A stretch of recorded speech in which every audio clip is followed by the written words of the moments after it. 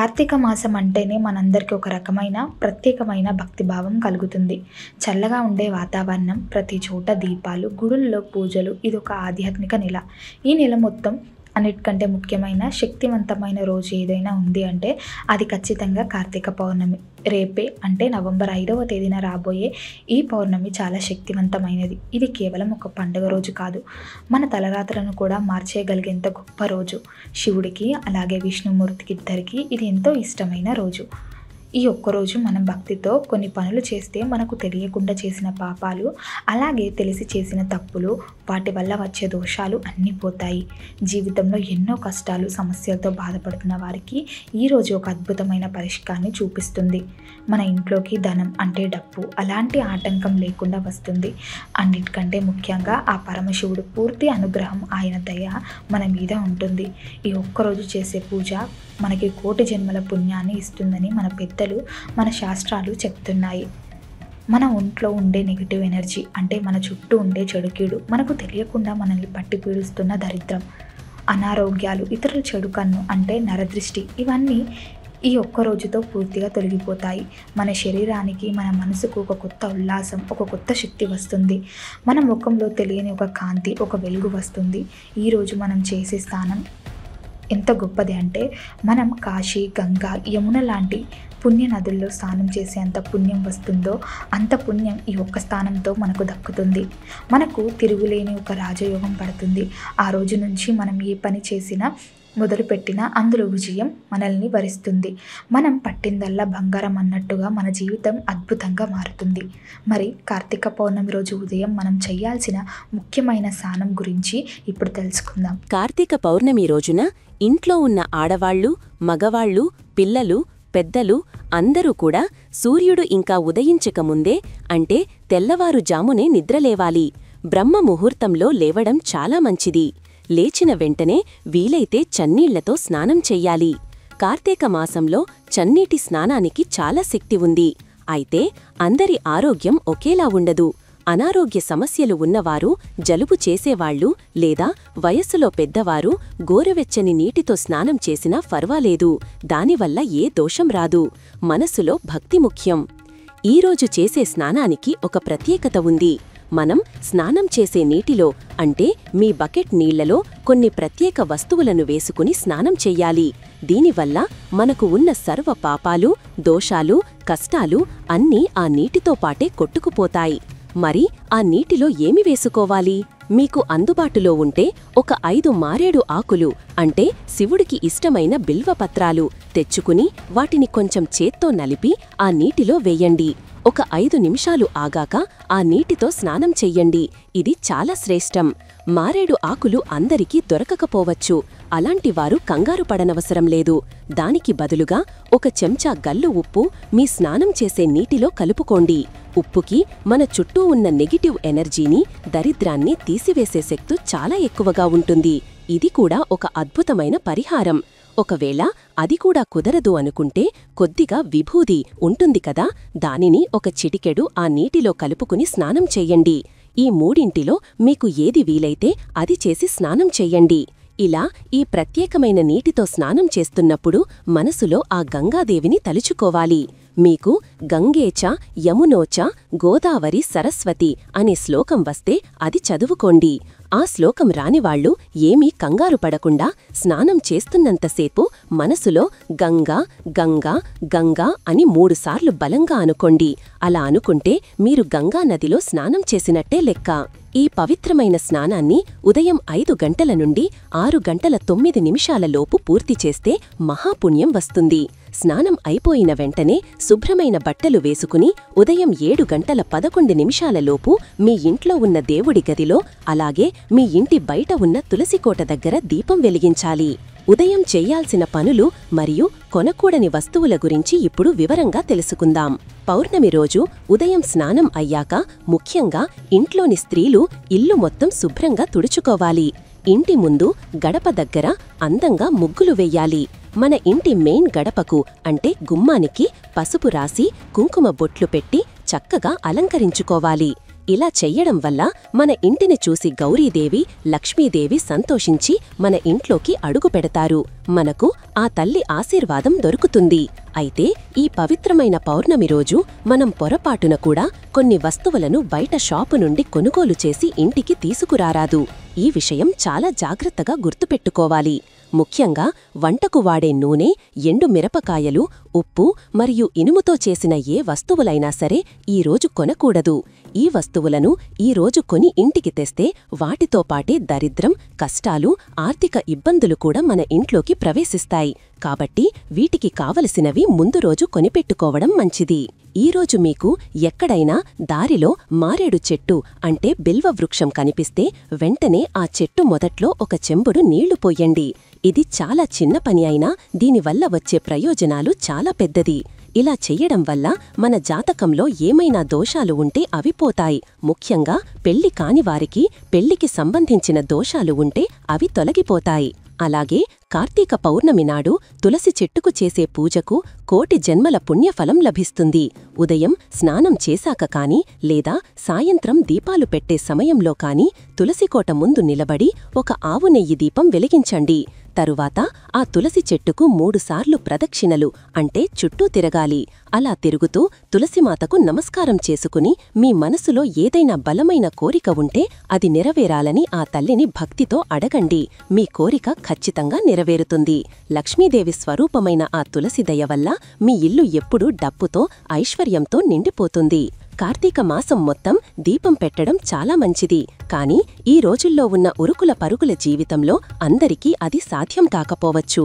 అలాంటి వాళ్లు ఈ కార్తీక పౌర్ణమి ఒక్కరోజు దీపం వెలిగిస్తే నెల మొత్తం దీపారాధన చేసినంత పుణ్యం వస్తుంది. అంతేకాదు, ఈరోజు 365 వత్తుల దీపాన్ని వెలిగించడమనేది మనకు ఎప్పటినుంచో వస్తున్న ఒక ముఖ్యమైన ఆచారం. ఈ 365 వత్తులు ఎందుకు వెలిగిస్తారంటే అవి సంవత్సరంలో ఉన్న 365 రోజులకు గుర్తు. మనం తెలియకుండా ఏ రోజైనా దీపారాధన చెయ్యకపోయినా లేదా ఏదైనా తప్పు చేసినా ఈ ఒక్క దీపంతో ఆ దోషమంతా పోతుంది. ఈ ఒక్క దీపం మనకు సంవత్సరం మొత్తం దీపారాధన చేసిన మహాపుణ్యాన్నిస్తుంది. ఇక్కడ చాలామందికి ఒక సందేహం వస్తుంది. ఇంట్లో 4 కుటుంబ సభ్యులు ఉంటే 4 365 వత్తుల దీపాలు వెలిగించాలా అని. ఆ అవసరం అస్సలు లేదు. శాస్త్రం ప్రకారం ఇంటి యజమాని కాని లేదా యజమానురాలు కాని అంటే ఇంట్లో ఎవరో ఒక్కరు ఆ ఇంటి పేరు మీద ఒక్క 365 వత్తుల దీపం వెలిగిస్తే సరిపోతుంది. ఆ పుణ్యఫలం ఇంట్లో ఉన్న అందరికీ వస్తుంది. ఈ దీపాన్ని మీరు దగ్గరలో ఉన్న శివాలయంలో కాని లేదా విష్ణువాలయంలో కాని వెలిగించవచ్చు. అక్కడకు వెళ్లలేనివారు మీ ఇంట్లో ఉన్న తులసికోట ముందు లేదా మీ దేవుడి గదిలో అయినా భక్తితో వెలిగించవచ్చు. ఈ 365 వత్తుల దీపంతో పాటు మీకు వీలైతే ఒక కొబ్బరి దీపాన్ని అంటే కొబ్బరి చిప్పలో నెయ్యి వేసి వెలిగించే దీపం లేదా ఒక ఉసిరికాయ దీపాన్ని అంటే ఉసిరికాయ మీద నెయ్యి వేసి వెలిగించే దీపం పెట్టండి. ఇలా చేయడం వల్ల మీకు రెట్టింపు ఫలితం వస్తుంది. ఉసిరికాయ విష్ణుమూర్తికి చాలా ఇష్టం, కొబ్బరికాయ శివుడికి ఇష్టం. కాబట్టి ఈ దీపం వల్ల శివకేశవుల ఇద్దరి అనుగ్రహం మనకు ఒకేసారి లభిస్తుంది. గుడిలో దీపం పెట్టాలి అనుకునేవారు ఉదయం 6 గంటల నుండి 7 గంటల మధ్యలో లేదా సాయంత్రం 6 గంటల నుండి 8 గంటల మధ్యలో వెలిగిస్తే చాలా మంచిది. ఈరోజు ఇవ్వకూడని వస్తువుల గురించి ఇప్పుడు తెలుసుకుందాం. కార్తీక పౌర్ణమి రోజు దానం చెయ్యడం చాలా మంచిది. కాని కొన్ని వస్తువులను మాత్రం దానం చెయ్యకూడదు. కనీసం ఇతరులకు అప్పుగా కూడా ఇవ్వకూడదు. ముఖ్యంగా పాలు మరియు పెరుగు. పాలు, పెరుగు లక్ష్మీదేవి స్వరూపంగా భావిస్తారు. ఈ పవిత్రమైన పౌర్ణమి రోజు మన చేతులతో మనం పాలను, పెరుగును ఇతరులకు ఇస్తే మన ఇంట్లో ఉన్న లక్ష్మీదేవిని మనమే బయటకు పంపినట్టు అవుతుంది. ఇది మన ఆర్థిక పరిస్థితికి మంచిది కాదు. కాబట్టి ఈ ఒక్కరోజు పాలు, పెరుగు విషయంలో కొంచెం జాగ్రత్తగా ఉండాలి. ఈ రోజును త్రిపురి పూర్ణిమ అని, దేవ దీపావళి అని కూడా పిలుస్తారు. అంటే దేవతలు దీపావళి పండుగ చేసుకునే రోజు ఇది. దీని వెనుక ఒక పెద్ద కథ ఉంది. పూర్వం తారకాసురుడు అనే రాక్షసుడికి 3 కొడుకులు. వాళ్ల పేర్లు తారక్షుడు, కమలాక్షుడు, విద్యున్మాలి. వీళ్లను త్రిపురాసురులు అనేవారు. వీళ్ళు ముగ్గురూ కలిసి బ్రహ్మదేవుడి కోసం చాలా కఠోరమైన తపస్సు చేశారు. బ్రహ్మ వాళ్ల తపస్సుకు మెచ్చి ప్రత్యక్షమై ఏమి వరం కావాలో కోరుకోమన్నాడు. వాళ్ళు మాకు చావులేని వరం కావాలి అని అడిగారు. దానికి బ్రహ్మ, పుట్టిన ప్రతివాడు గిట్టాల్సిందే, అది సాధ్యం కాదు, వేరే ఏదైనా అడగండి అన్నాడు. అప్పుడు ఆ ముగ్గురు రాక్షసులు చాలా తెలివిగా ఒక వరమడిగారు. మా ముగ్గురి కోసం బంగారం, వెండి, ఇనుముతో 3 వేరువేరు నగరాలను గాలిలో తిరిగేలా సృష్టించండి. ఈ 3 నగరాలు 1000 సంవత్సరాలకు ఒక్కసారి మాత్రమే ఒకే సరళ రేఖలోకి వస్తాయి. ఆ సమయంలో ఒకే ఒక్క బాణంతో ఆ 3 నగరాలను ఎవరైతే నాశనం చెయ్యగలరో వాళ్ల చేతిలోనే మాకు మరణం ఉండాలి, అంతవరకు మమ్మల్ని ఎవరూ చంపకూడదు అని వరం కోరుకున్నారు. బ్రహ్మ సరేనని ఆ వరాన్ని ఇచ్చాడు. ఆ వరం పొందిన తరువాత ఆ త్రిపురాసురులు 3 లోకాలను పీడించడం మొదలుపెట్టారు. దేవతలను, ఋషులను, మనుషులను చాలా హింసించారు. వాళ్ల బాధలు భరించలేక దేవతలందరూ ఆ పరమశివుడిని వెళ్లి శరణు కోరారు. శివుడు వాళ్లని రక్షించడానికి ఒప్పుకున్నాడు.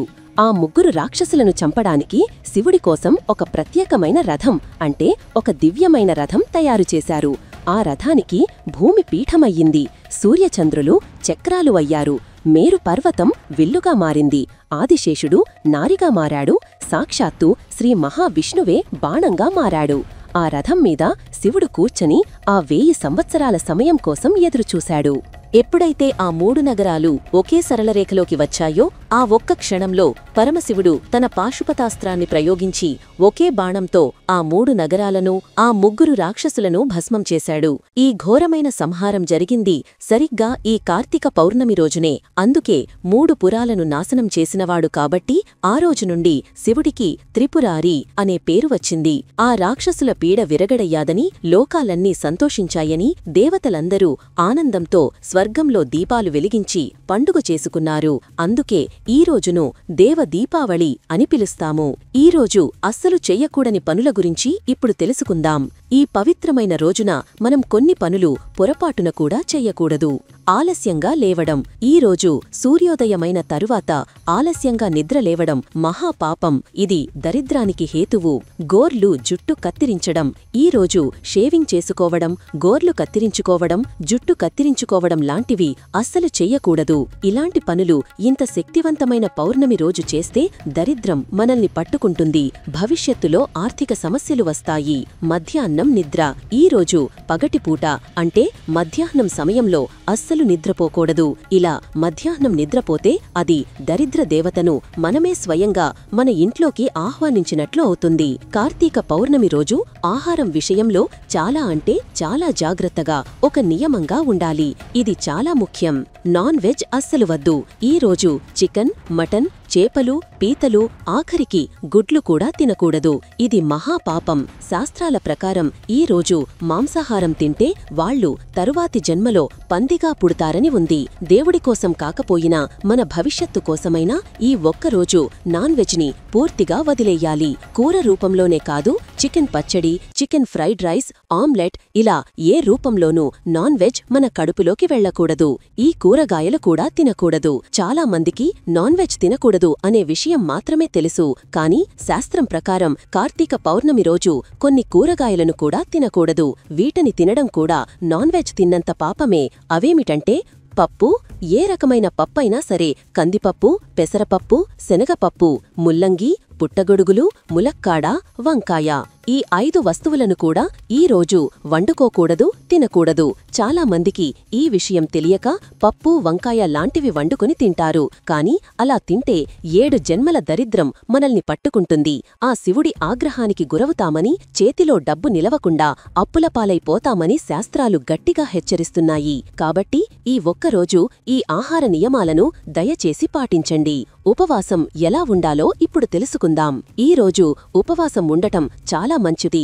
అయితే 365 వత్తులు వెలిగించాలంటే ఖచ్చితంగా పూర్తి రోజు ఉపవాసం ఉండాలా, లేకపోతే దీపం వెలిగించకూడదా అనే సందేహం చాలా మందికి వస్తుంది. అలాంటి కఠినమైన నియమం ఏమీ లేదు.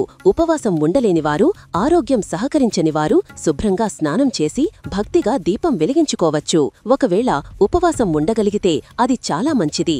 అయితే కటిక ఉపవాసం అంటే రోజంతా మంచి నీళ్లు కూడా తాగకుండా ఉండటం చెయ్యకూడదు. మన ఆరోగ్యం కూడా ముఖ్యమే. పాలు, పండ్లు, పళ్ల రసాలు లాంటివి తీసుకోవచ్చు. రాత్రి దీపారాధన అయ్యాక నక్షత్ర దర్శనం చేసుకుని ప్రసాదం తీసుకుని భోజనం చెయ్యవచ్చు. అసలు ఉపవాసం చెయ్యలేని వాళ్ళు అంటే షుగర్, బీపీ ఉన్నవాళ్లు, నీరసంగా ఉండేవాళ్లు 3 పూటలా అన్నం తినవచ్చు. కాని ఉప్పు, కారం, నూనె చాలా తక్కువగా వేసుకుని సాత్విక ఆహారాన్ని అంటే చాలా సింపుల్ ఫుడ్స్ తినాలి. అలా తిన్నా కూడా ఉపవాసం చెయ్యలేదన్న దోషం మనకు రాదు. శాస్త్రం ప్రకారం ఉపవాసంలో 6 రకాలు ఉన్నాయి. రోజంతా ఉపవాసం లేదా మధ్యాహ్నం మాత్రమే భోజనం లేదా పగలంతా ఉపవాసం ఉండి రాత్రి భోజనం చెయ్యడం.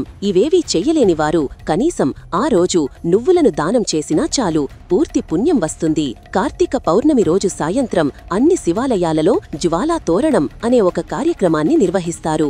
గుడి ముందు ఎండు గడ్డితో ఒక పెద్ద తోరణంలా కట్టి దానికి నిప్పు అంటిస్తారు.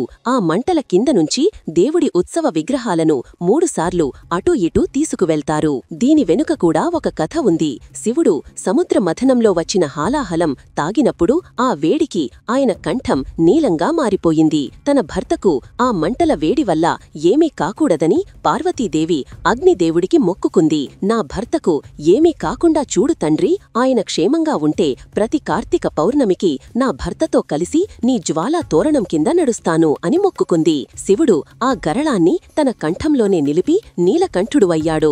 ఆయనకు ఏమీ కాలేదు. ఆ రోజు పార్వతీదేవి తన మొక్కు తీర్చుకోవడం కోసం శివుడితో కలిసి ఆ జ్వాలా తోరణం కింద నడిచింది. ఆ సంఘటనకు గుర్తుగానే ఈ రోజు ఈ ఉత్సవం చేస్తారు. భక్తులు కూడా ఆ దేవుళ్లతో పాటు ఆ జ్వాలా తోరణం కింద నుంచి వెళ్తే వాళ్లకు నరక బాధలు ఉండవని, వాళ్లకు తెలియకుండా చేసిన పాపాలన్నీ ఆ అగ్నిలో కాలిపోతాయని, వాళ్ల కోసం కైలాస ద్వారాలు ఎప్పుడూ తెరిచే ఉంటాయని ఒక ప్రగాఢ నమ్మకం. ఈ పవిత్రమైన రోజున గోసేవ అంటే ఆవుకు ఆహారం పెట్టడం వల్ల అనంతమైన కోటి పుణ్యఫలం వస్తుంది.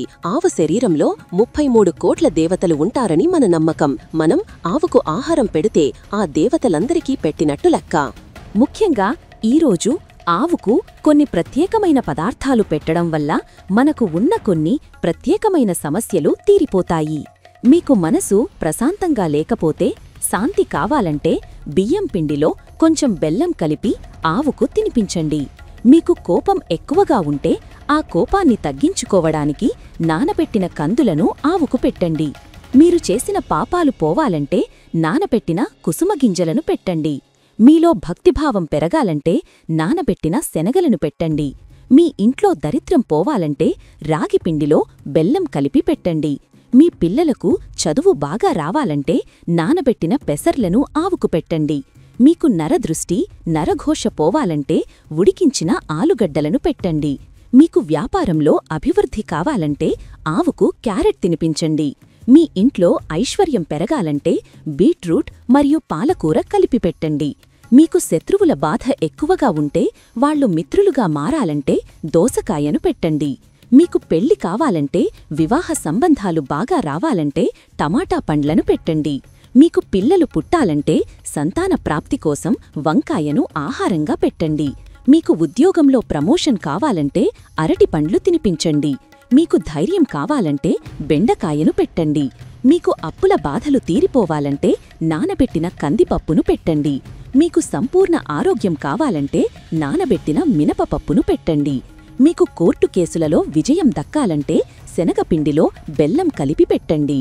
ఇలా ఈరోజు ఆవుకు మీ సమస్యను బట్టి ఈ పదార్థాలలో ఏ ఒక్కటి పెట్టినా ఆ గోమాత ఆశీర్వాదం, ఆ 33 కోట్ల దేవతల ఆశీర్వాదం మీకు లభించి మీ కష్టాలు తీరిపోతాయి. చివరగా ఈ కార్తీక పౌర్ణమి రోజు ఒక చిన్న కాని చాలా శక్తివంతమైన ప్రసాదం ఉంది. దీన్ని దేవుడికి నైవేద్యంగా పెట్టి మనం తింటే మనకు ఉన్న గ్రహదోషాలు పోతాయి, మనసులో ఉన్న కోరికలు నెరవేరుతాయి. అది ఏమిటంటే ఒక చిన్న ప్లేట్లో కొంచెం ధనియాలు, కొంచెం బెల్లం మరియు కొంచెం ఆవు నెయ్యి వేయండి. ఈ మూడింటిని బాగా కలపండి. దీనిని మీ దేవుడి ముందు పెట్టి దీపం వెలిగించి మీ మనసులో ఉన్న సమస్యలను, కోరికలను ఆ దేవుడికి చెప్పుకోండి. తరువాత ఓం మహాలక్ష్మియే నమః అని 2 సార్లు మనసులో అనుకోండి. ఆ తరువాత ఆ ప్రసాదాన్ని ఇంట్లో ఉన్న అందరూ తినాలి. ఉపవాసం ఉన్నవాళ్లు రాత్రి 360 వత్తులు వెలిగించిన తరువాత ఈ ప్రసాదాన్ని తినవచ్చు. కార్తీక పౌర్ణమి అనేది కేవలం ఒక పండుగ కాదు, అది మన జీవితాన్ని, మన ఆలోచనలను, మన భవిష్యత్తును మార్చుకోవడానికి ఆ దేవుడు మనకు ఇచ్చిన ఒక గొప్ప అవకాశం. ఈరోజు పైన చెప్పినవన్నీ చెయ్యలేకపోయినా కనీసం కొన్ని నియమాలనైనా భక్తితో, నమ్మకంతో పాటించండి. శుభ్రంగా స్నానం చెయ్యండి, దీపం వెలిగించండి, నాన్ వెజ్ మరియు చెప్పిన కూరగాయలు తినకుండా ఉండండి. ఆ శివకేశవుల పూర్తి అనుగ్రహం పొంది మీరందరూ సుఖ సంతోషాలతో, ధనధాన్యాలతో, ఆయురారోగ్యాలతో సంతోషంగా జీవించండి. ఈ వీడియో మీకు నచ్చినట్లయితే లైక్ చెయ్యండి, షేర్ చెయ్యండి. ఇలాంటి మరిన్ని వీడియోల కోసం ఛానల్ను సబ్స్క్రైబ్ చేసుకోండి. అలాగే బెల్ ఐకాన్ను నొక్కండి. దీని ద్వారా మేము చేసే ప్రతి వీడియో నోటిఫికేషన్ రూపంలో మీ వద్దకు చేరుతుంది. సర్వే జనా సుఖినో భవంతుః.